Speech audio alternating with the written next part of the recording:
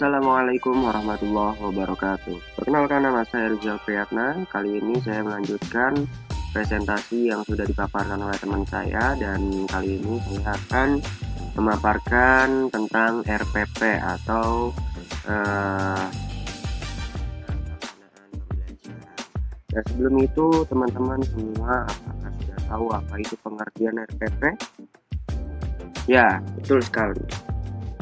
RPP itu adalah rencana pembelajaran yang dikembangkan secara rinci, mengacu pada silabus, buku teks pelajaran, dan buku panduan guru dalam mencapai kompetensi dasar atau KD. Dan RPP itu adalah pegangan seorang guru dalam mengajar di dalam kelas. RPP dibuat oleh guru untuk membantunya dalam mengajar agar sesuai dengan standar kompetensi atau KD tersebut.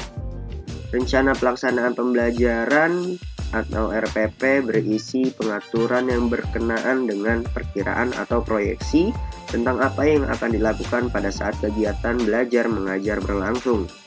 Kemudian pelaksanaan pembelajaran sesuai dengan rencana pelaksanaan pembelajaran yang telah direncanakan ataupun tidak, karena proses pembelajaran bersifat situasional. Apabila perencanaan disusun secara matang, maka proses dan hasil pembelajaran tidak akan jauh dari perkiraan. Kita masuk pada prinsip pengembangan RPP. Yang pertama, RPP merupakan terjemahan dari ide kurikulum yang berdasarkan silabus yang telah dikembangkan pada tingkat nasional ke dalam bentuk rancangan proses pembelajaran untuk direalisasikan dalam pembelajaran.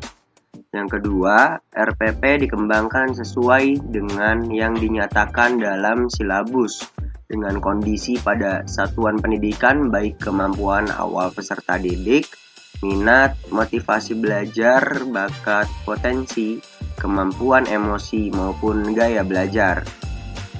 Yang ketiga, RPP mendorong partisipasi aktif peserta didik.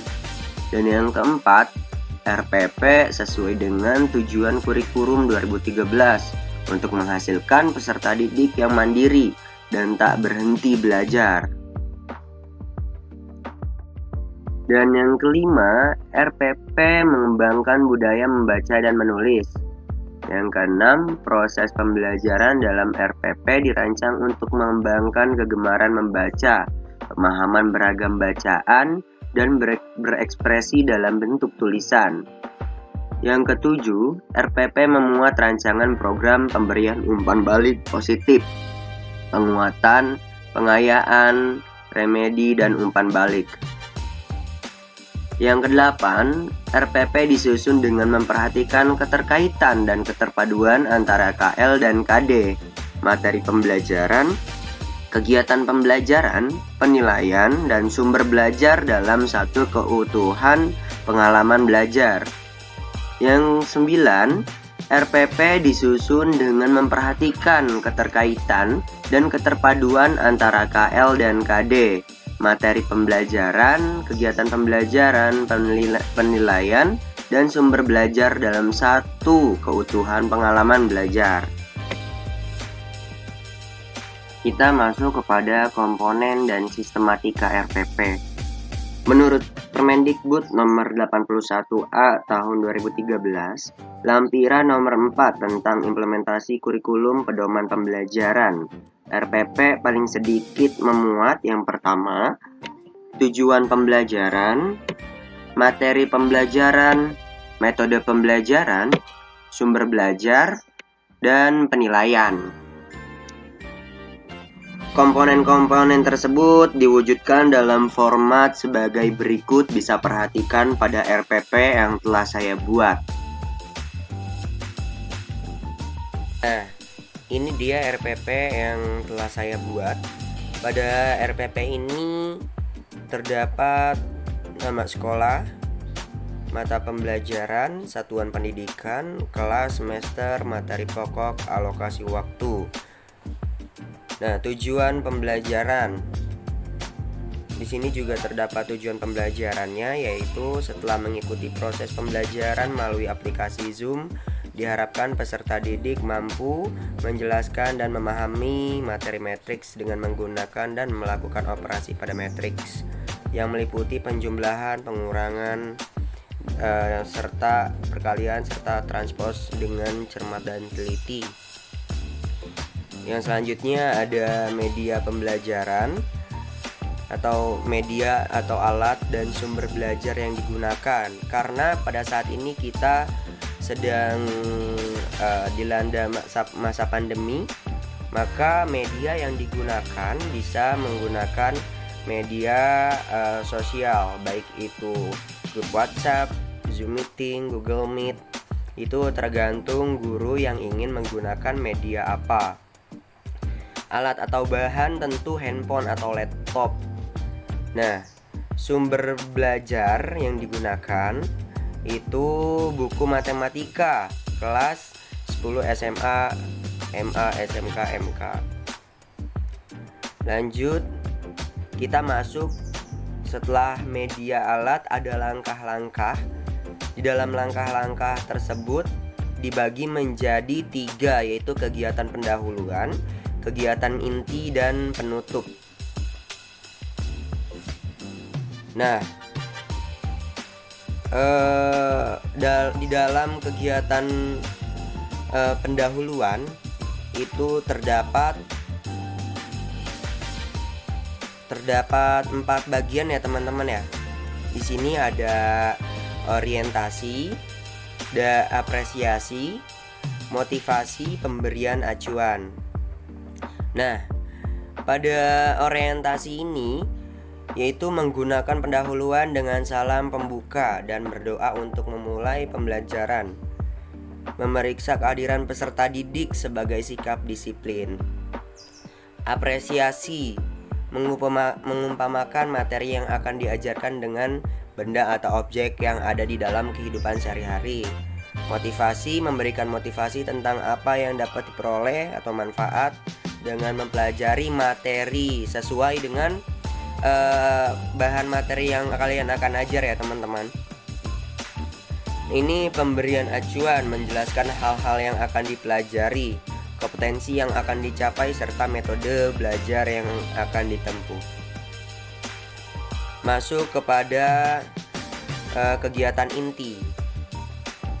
Kegiatan inti dibagi menjadi 5. Yang pertama kegiatan literasi, critical thinking, collaboration, communication, creativity.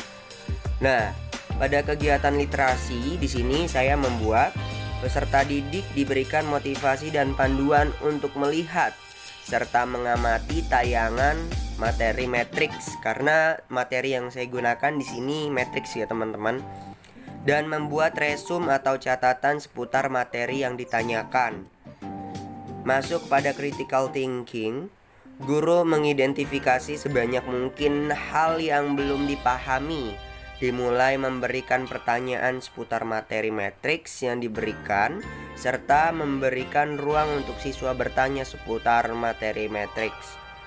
Yang ketiga masuk pada collaboration, di mana peserta didik dibentuk ke dalam beberapa kelompok untuk mendiskusikan, mengumpulkan informasi, mempresentasikan ulang, dan bertukar informasi seputar materi matriks.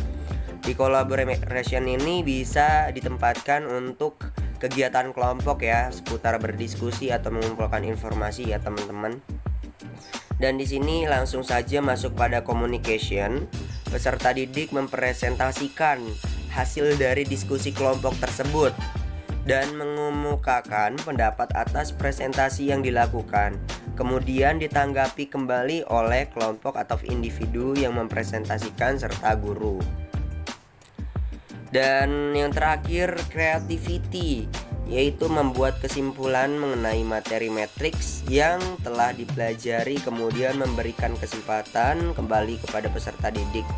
Juga ada hal-hal yang ingin ditanyakan kembali.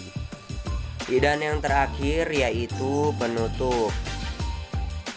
Pada